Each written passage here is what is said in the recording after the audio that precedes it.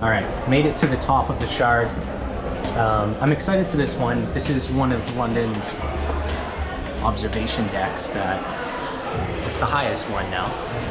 And I'm heading up to level 72, which is open air at the very top. Let's go check it out. I should say one more thing.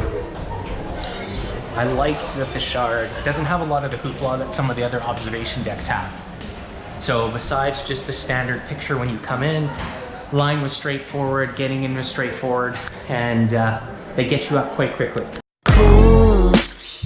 You know the jungle has its rules. So one of the coolest things at the top of the Shard is that it's open air. You can see it behind me here. Got this grass on the ground. They got a bar and a little ice cream area to buy ice cream at the top. It's really busy. It's a place you can see everyone taking their Instagram pics.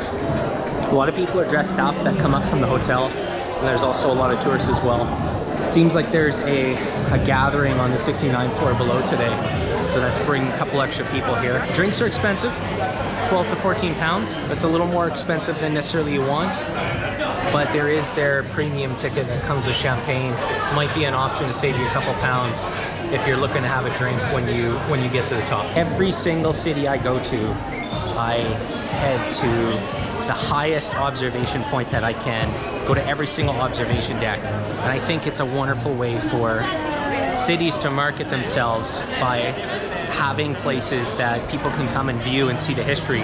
When I look around here in London on top of the Shard, I see all the history. I can see Buckingham Palace, I can see the Wheel, I can see Hyde Park, which we walked through today. I can see the train stations, you can see downtown, London Tower, Tower Bridge. You can see it all, and you can feel, or you can get a feel for the scope of human ingenuity that we've been able to develop in a short period of time. One of the cool things about being on top of the Shard is you can see the London Tower below. It took over 1,000 years to get London Tower to where it is, and then in the last couple hundred we've been able to make everything else that surrounds it. So it's a cool contrast of history and then modern architecture and the modern human ingenuity that we've been able to put together to make buildings such as the Shard, and then observation decks like this where we can come and enjoy and see the full scope. I think that every single city around the world should have some sort of observation deck when they're trying to market themselves.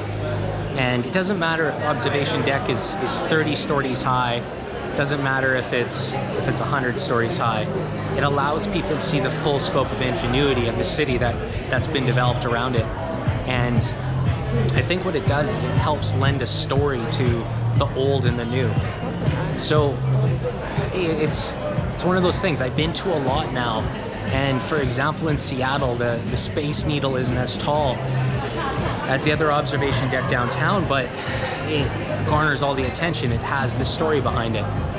The Eiffel Tower, CN Tower, Empire State Building, Burj Khalifa, they all have a tremendous impact on people coming to the city and tourist activities, for something for people to do when they're only in for a couple days. It's well recommended, and I think that over time, even though observation decks get beat and people will make bigger ones, it gives you the ability to, whether it's publicly funded or privately funded, it gives you the ability to create an attraction that builds the story of your city.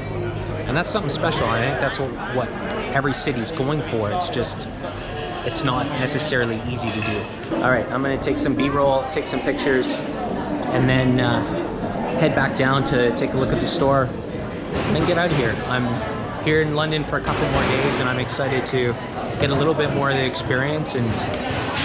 And London's been amazing. Like I said, one of the weird things about London is it seems like it's super busy everywhere you go. Maybe one of the busiest. But gonna talk about the London Eye, try to get a little idea and give it maybe another story about the platform sayings that they have here in London, and just talk about how London has become this tourist attraction and they've marketed themselves so well over the years that you just feel a story, you feel emotion, and it gives you impact. And there's a reason that so many people want to travel here, and there's a reason that this is one of the most popular tourist destinations around the world. It's because they've developed something that's really special. and they didn't do it overnight. It took thousands of years to develop. So, all right, I've taken enough shots and walked enough circles around the top of the shard. I'm gonna go down to the 69th level, take a look what's there, and then we'll head back down and we'll take a look at the shop. I'm impressed. It's a super simple observation deck.